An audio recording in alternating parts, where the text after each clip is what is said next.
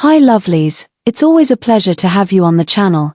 Today we are on an adventure into the tides of love and acceptance with mermen of status and a human with little to no belief in love.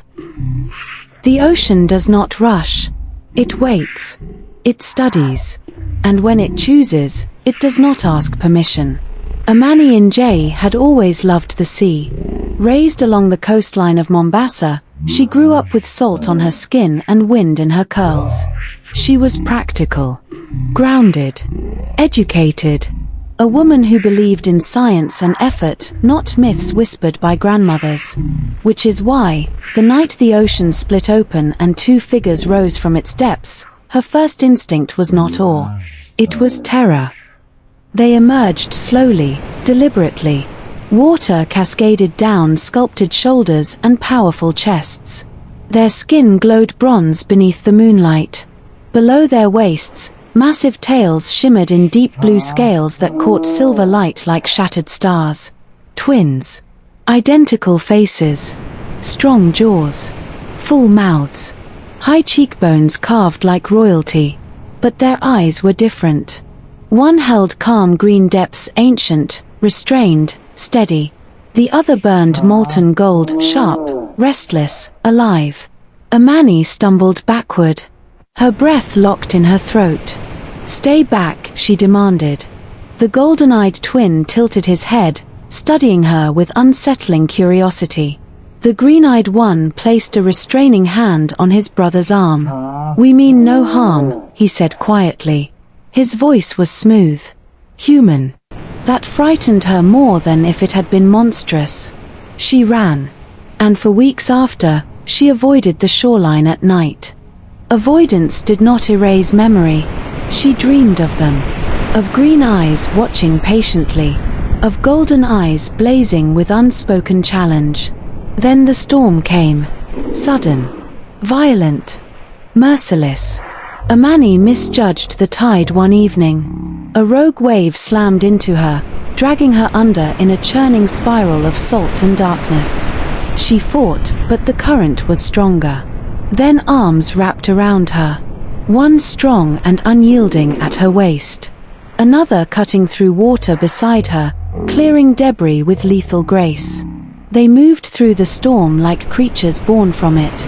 The calm twin shielded her body against crushing currents. The fiery twin fought the waves themselves. When they dragged her onto shallow sand, she coughed violently, shaking. "You should not have been alone," the golden-eyed one said sharply. "Zaire," the green-eyed twin warned softly. He turned to her instead. "My name is Kale." Silence stretched. She stared at them, at the proof of myth breathing before her. "You saved me," she whispered. "Yes," Kale said. "And we would again," Zaire added. Something shifted. Fear cracked. Not gone, but fractured. They did not chase her affection. They waited. At first they remained in the water, speaking from a respectful distance. Kale was restraint embodied. He spoke carefully, with thought and intention. He carried the weight of leadership even in silence. Zaire was heat and motion.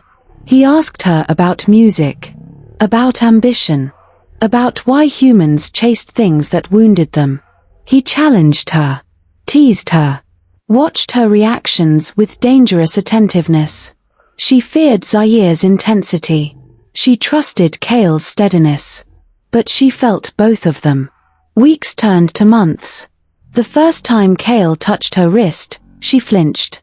He withdrew instantly. "Forgive me." The respect in that single word undid something inside her. The first time Zaire stepped close enough for her to feel his warmth, she did not step away. The tension grew slow and thick. When they finally kissed her, it was earned. Kale's kiss was grounding, slow, deliberate, claiming nothing she did not give. Zaire's followed deeper, more consuming, his hand tangling in her curls as if afraid she might vanish. She did not. And when she finally surrendered to them completely, it was not out of fantasy. It was trust. 3 bodies moving with reverence beneath the moon. Her pregnancy did not reveal itself gently. By the 4th month, nausea overtook her mornings. By the 5th, her body felt heavy with more than life. It felt altered. Air felt thinner. Dryness burned her throat. Her skin prickled painfully when far from moisture. By the 6th month, she woke gasping if she slept inland. Kale knew before she spoke it. The children are reshaping you. Zaire went still. She cannot remain on land. Fear returned, sharp and cold. Are you saying I'm no longer human? She demanded. Kale stepped closer, placing his palm over her growing belly. You are becoming more. The first time she realized she could breathe underwater for several seconds without panic, she wept. By the 7th month, remaining on land too long caused dangerous contractions. There was no choice. She had to descend.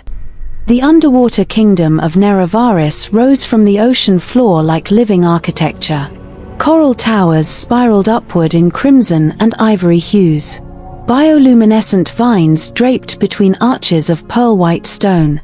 Streets shimmered with crushed shell mosaics that reflected sapphire light. Gardens of flowing sea grass swayed like underwater fields of silk. Massive domes of translucent crystal housed pockets of air for diplomacy with surface dwellers. Schools of silver fish moved in synchronized patterns above the city like shifting constellations. At its heart stood the royal citadel, carved from mother-of-pearl and obsidian coral, its balconies curving like frozen waves. It was not dark. It was radiant, alive, and it bowed when she arrived. The Ocean Council divided at her presence. Some called her an abomination. Others whispered prophecy. Children of land and sea had been foretold, bridges between realms.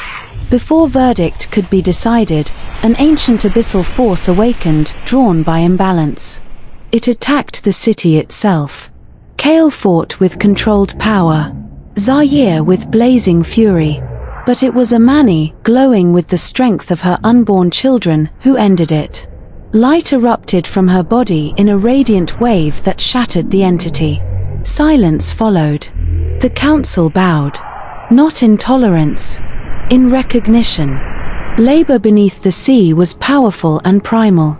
Water supported her weight, easing the strain as contractions rolled through her like tidal surges.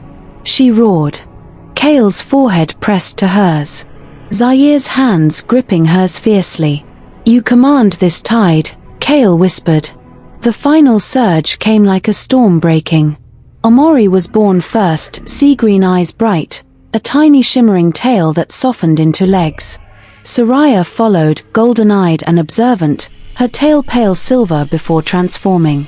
The entire city resonated with harmonic song. A bridge had been born.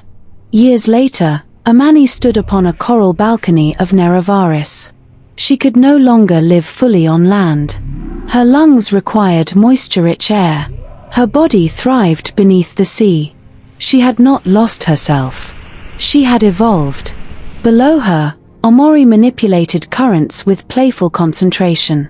Soraya summoned schools of fish with silent command.